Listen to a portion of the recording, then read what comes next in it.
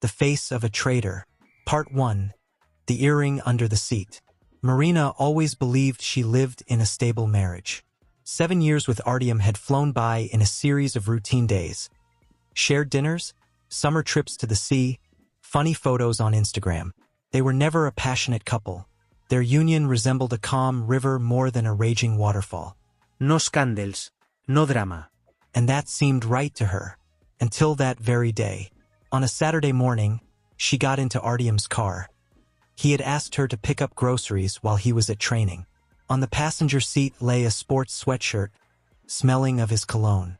Everything was familiar, until, while picking up a receipt that had fallen under the seat, she noticed a sparkle. A small metallic glint in the dark between the floor mat and the plastic trim. An earring, a woman's, neat, silver, with a delicate blue teardrop-shaped stone. Marina froze. Something tightened in her chest. Her heart didn't pound wildly, like in the movies. Instead, it seemed to stop for a second. She carefully picked up the find and turned it in her hands. Not hers, and definitely not Irina's. Too exquisite, expensive. Not the kind that one accidentally leaves behind after a trip with friends. She put the earring into her coat pocket without saying a word. Sat down behind the wheel. Drove to the supermarket. Bought everything on the list. Came home. Unpacked the groceries. Smiled at her husband when he stepped out of the shower, stretching with a towel over his shoulders. "Thanks for going," he said. "How were the traffic jams?" "Not bad," she answered and kissed him on the cheek. But something inside her had already changed. That evening, Marina stood by the window, holding the earring in her palm. Felt cold against her skin, like ice. Her mind spun dozens of explanations. She didn't want to jump to conclusions. Maybe it was a passenger, a colleague, a neighbor in the parking lot. But her intuition, the very one she had often silenced with logic, raised an alarm. Meanwhile, Artyom was watching a match, munching chips with a beer. He laughed, cheered for his favorite team, occasionally calling her over. "Mar, look at that goal." Marina came closer, pretending to watch. But she wasn't looking at the screen. She was watching him, the man she shared a bed, a home, a life with, and for the first time wondered, who is he really? The next days she acted as usual. Cooked breakfast, joked with him in the evenings, smiled at his parents during video calls. He noticed nothing, but she began to observe. Artyom started staying late at work more often, wearing different colognes, spending more time in the bathroom with his phone, and always smiling, too calmly. 3 days later, she went to her friend Irina. "I need your help, as a makeup artist." "Did something happen?" Irina looked surprised. Marina pulled out the earring. "This isn't mine. I found it in Artyom's car." Irina took the jewelry, squinting. "Pandora. Expensive stuff. I saw this kind on one of my clients. Wish I could remember who." Marina nodded. "Find out who it belongs to. You have tons of clients. Maybe you'll recognize it." "Are you sure?" Irina frowned. No. "But if I don't know, I'll go crazy." The week dragged painfully slow. Every step her husband took seemed suspicious. Every message potentially a lie. She started marking his trips with an invisible tag, tracking his location, listening to tones in his voice, remembering how he spoke about his days. He had no idea. Then Irina sent her a message. "I think I found her. Client named Kira. Young, 25, engaged, but wears the same earrings. Exactly the same. Plus, she posted stories from that same restaurant you said Artyom visited 2 days ago. Coincidence?" Marina opened the Instagram link. Kira. Long dark hair, full lips, doll-like face. In her bio, eternal aesthete and a photo with a glass of wine, taken from the exact angle Marina had seen in their favorite restaurant's decor. Her chest tightened again. But now it wasn't pain, it was cold. Pure. She closed her phone, sat in her chair, and decided she would stay silent until she knew everything. Now she acted like a scout, calmly, methodically, without emotion. She installed a hidden tracking app on her phone, scanned bank notifications, watched his words. One night he said, "Friday I'll be at a meeting, coming back late." She nodded, and that same Friday saw him on the map downtown near a hotel. In the evening, he came home with crumpled shirt and flowers. "For you, my love." "Thanks," she said, kissing him, and dropped a single red petal, like a drop of blood. That night she couldn't sleep for the first time. Lying beside him, listening to his even breathing, imagining how he was with the other one. With Kira, how she might have laughed at his jokes, how he might have stroked her hair, how he called her baby, just like he once called Marina. Marina wanted to scream, punch him in the face, kick him out, but no. She got up, took a notebook, and wrote, Part 2, Perfume and Strange Alleys. Each morning began the same way. Artyom left early, quietly. He kissed Marina's forehead and stepped out the door. Once, this kiss was a comfort. Now it felt like a dagger.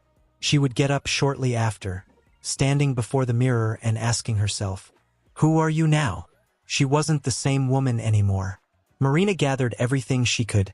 Screenshots, location histories, restaurant receipts, hotel check-ins, even Kira's Instagram stories that revealed Artyom's sleeve or reflection in a glass. It wasn't just betrayal. It was a casually inflicted insult. She found Kira's Facebook page, learned where she worked, where she lived, and who her fiancé was, Dennis. A kind, gentle man, oblivious to the affair. They were engaged.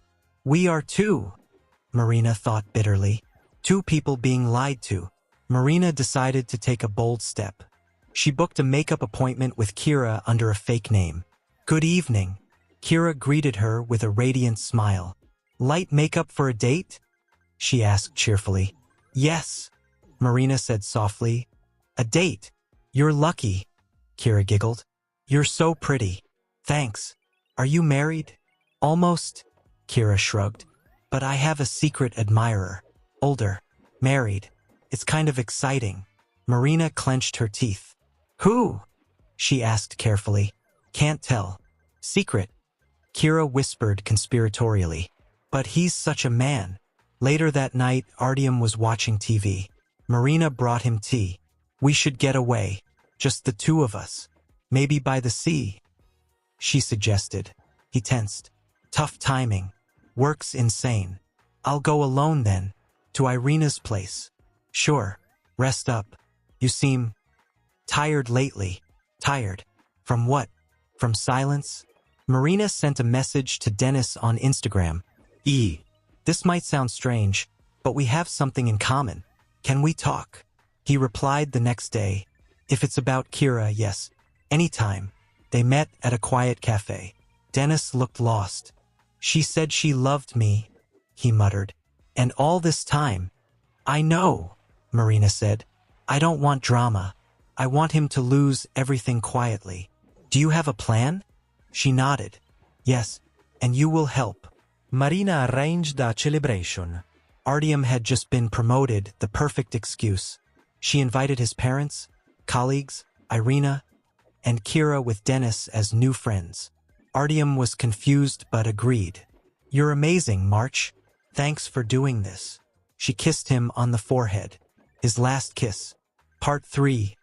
The night he won't forget. The day of the party was bright and sunny. From the early morning, the house smelled of freshly baked pies, mint, and orange-scented candles. Marina was calm. Everything was going according to plan, even better than she had hoped.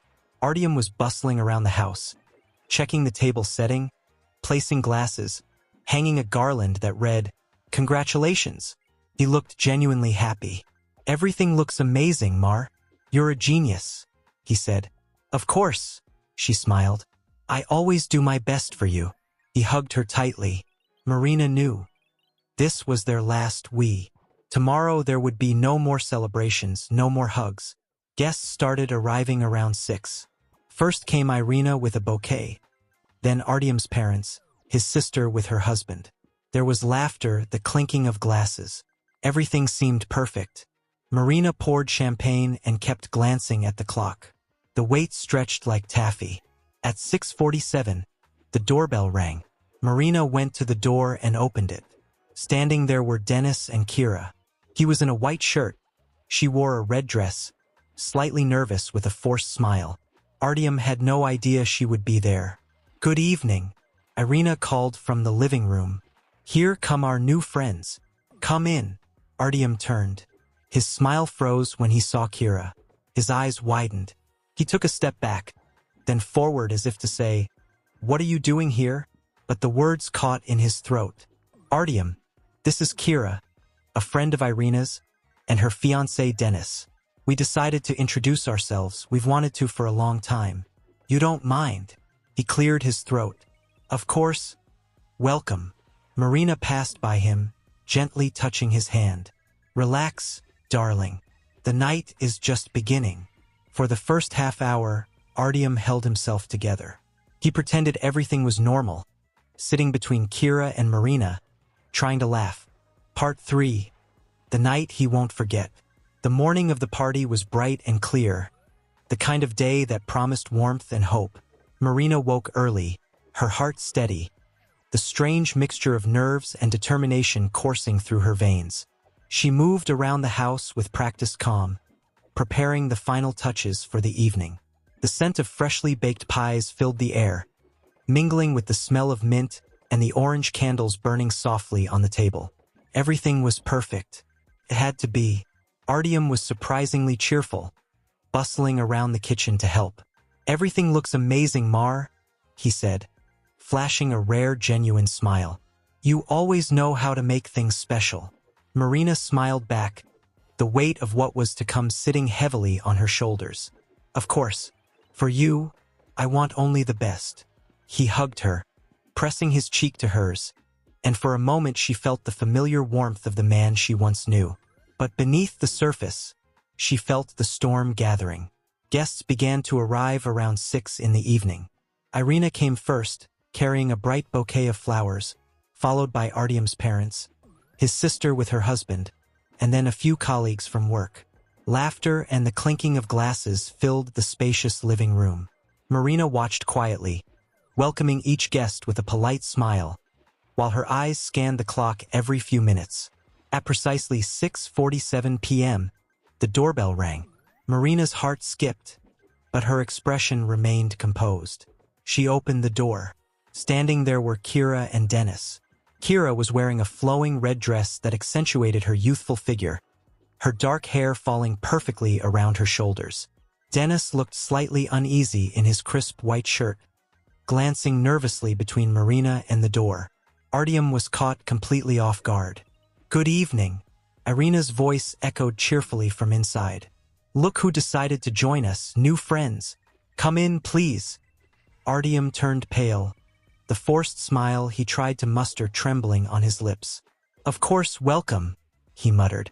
Marina brushed past him and whispered softly, "Relax, darling. The night is just beginning." For the first half hour, Artyom fought to keep his composure. He sat stiffly, caught between Kira and Marina, laughing at jokes he didn't find funny, his hand trembling as he poured himself wine. When Kira reached to touch his shoulder, he flinched, as if burned. Marina watched coldly, every detail seared into her memory. Kira's nervous smiles, Artyom's avoidance of Dennis's gaze, the thin cracks appearing in the facade of their lies. As dinner wound down, Marina stood up. Silence fell. "Friends," she began, her voice clear and steady, "I want to propose a toast." All eyes turned toward her. Artyom sank deeper into his chair, his face pale. "This evening is for Artyom, a wonderful husband, a loyal partner, a devoted son, and a friend to many, and of course, an exemplary lover." Some chuckled nervously, thinking it a joke. Marina's face remained somber. "I have been thinking a lot about our marriage," she continued. "About your late nights at work, your new cologne, and about the strange earring I found under your car seat." She pulled the small silver earring with the blue teardrop from her pocket and placed it on the table. A heavy silence fell across the room. Artyom's face went ashen. "Marina, this is—" he began, voice cracking. "Please don't interrupt," she said coldly. I wanted to believe it was an accident, a mistake. But no, it was not. She turned her gaze to the guests. Allow me to introduce Kira, the woman you see here, who has been the secret companion during your late nights. She is the one whose Instagram stories reveal the hidden truth behind your lies. And this is Dennis, the fiancé you deceived. Kira jumped up, eyes wild. You're crazy. None of this is true. Dennis calmly slammed a thick folder onto the table, scattering photographs and screenshots. Here is your truth messages, hotel receipts, location logs. Care to explain? Kira's composure shattered. She looked lost, words failing her. Artyom sat frozen, no longer able to hide. Marina, please, he pleaded, voice breaking. Let's talk privately. Privately? Marina repeated. No. I want everyone to see the face of a traitor. She laid out copies of hotel check-ins, bank transactions, and photos that Irina had taken, the pieces of a shattered lie. You betrayed me, she said firmly. You betrayed all of us. You lived a double life. But it ends tonight. Artyom rose suddenly, anger flashing in his eyes. You set this up. A trap. You've been spying on me, following me. You're sick. No, she replied steadily. The sickness is to live years in lies and call it love. He stepped closer. Marina, please, we can fix this. No. You chose your path, and I'm choosing mine. She turned to the guests. I apologize for the interruption, but I think the evening is over. And with that, she left the room. Later, the front door slammed shut as guests quietly took their leave. Some whispered words of sympathy, others gave knowing nods. Artyom knocked on her door, begged her to open it. Tears fell from his eyes, but Marina lay on the bed, staring at the ceiling. For the first time in many months, she felt the crushing weight lift, the cold air filling her lungs. She was free. Part 4. Empty walls and loud silence. The morning after the party was heavy with silence. Marina woke slowly, the weight of the previous night settling in her chest like a stone. The house felt different, quieter, colder. The absence of guests, of laughter, even of Artyom's usual bustling presence. All left empty walls echoing a loud silence. She didn't know how to fill the void. Should she call her mother, text Irina, or just sit and wait for Artyom to come home? Her phone buzzed. A message from Dennis. Thank you for everything. I don't know what to say. Marina replied simply, we're both victims. Let's try to heal. For the first time, she felt a fragile connection with him. A bond forged not by love, but by shared pain and betrayal. Artyom's absence grew longer. He called once. A low, hesitant voice, apologizing, asking if they could talk. Marina didn't answer. She needed space, time to breathe. Days passed. She cleaned the house meticulously, as if erasing the ghosts of their past. The photos of them together were packed away, wedding albums closed tightly in drawers.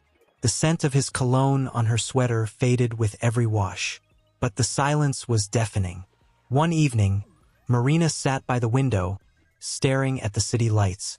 Her thoughts wandered back to the year, the moments they had shared, the promises made and broken. A knock at the door startled her. It was Irina. She came with a basket of food, an old blanket, and a smile full of warmth. I thought you might need company, she said, sitting beside Marina. They talked for hours, about life, betrayal, pain, and hope. Irina confessed, I never imagined Artyom would do this, but you're stronger than I thought. Marina smiled faintly. Strength is a slow, painful process.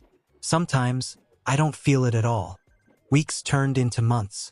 Marina's wounds began to heal. She started writing again. Pages filled with raw honesty and courage.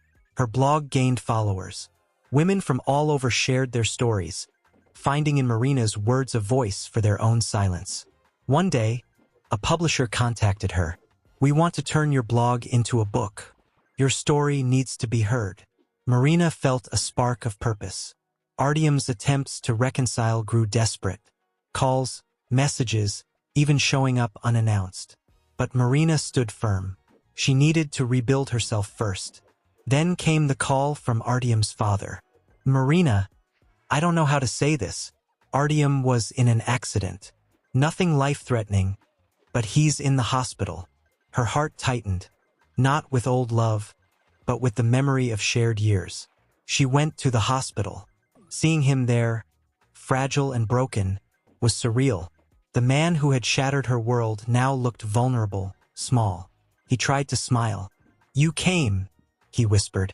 "I did," Marina replied quietly.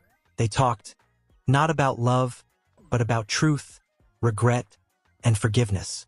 Not the kind that means forgetting, but the kind that means moving on. As she left the hospital, Marina felt something shift inside. Closure. Freedom. Her book was published months later. At the launch, she read the opening chapter aloud. Betrayal is not the end. It is a turning point. Painful, yes, but pain is not death. If you're reading this and suffering, know this: you will survive. You will become stronger. Don't stay where you were betrayed. Because loving yourself is not selfish. It is salvation. Applause filled the room. Marina smiled, finally at peace. Part 5: The Quiet Storm. The months following the accident were a time of reckoning for Marina. She had rebuilt herself, not from the ruins of her marriage alone, but from the ashes of her own doubts and fears. The book's success was unexpected. Readers connected with her honesty, her strength born from vulnerability. But life, as always, had more lessons to teach. One late autumn afternoon, as golden leaves drifted lazily from the trees outside, Marina received a message from an unknown number. "Marina, it's Kira. I need to talk." Her heart clenched, old wounds stirring. She debated ignoring it, but curiosity won. They met in a quiet cafe, the kind with chipped paint and strong coffee. Kira looked different. No longer the coquettish young woman Marina had met, but tired, raw. "I'm sorry," Kira began, "for everything. I was young, selfish. I didn't realize what I was doing. To you, to Dennis, to myself." Marina listened, the anger fading into a strange compassion. "I left Dennis," Kira continued. "He deserved better. And Artyom, he disappeared after the accident. No calls, no messages. I think he's broken." Marina nodded. Pain changes people. They talked for hours about mistakes, regrets, and the heavy weight of betrayal, but also about forgiveness, not the kind that erases the past, but the kind that frees the present. Back home, Marina sat by her desk, pen in hand. She wrote a new chapter, not for her book, but for herself. "I am not my past. I am not my pain. I am the storm that rose quietly and refused to be broken." She smiled softly. Life resumed its slow rhythm. Marina focused on herself, on friendships, on new dreams. She traveled, painting the landscapes of distant cities, learning to find beauty in unexpected places. One evening, at a small art gallery opening, Marina met Alexei, a writer with kind eyes and a gentle voice. They talked for hours about literature, pain, and hope. No rush.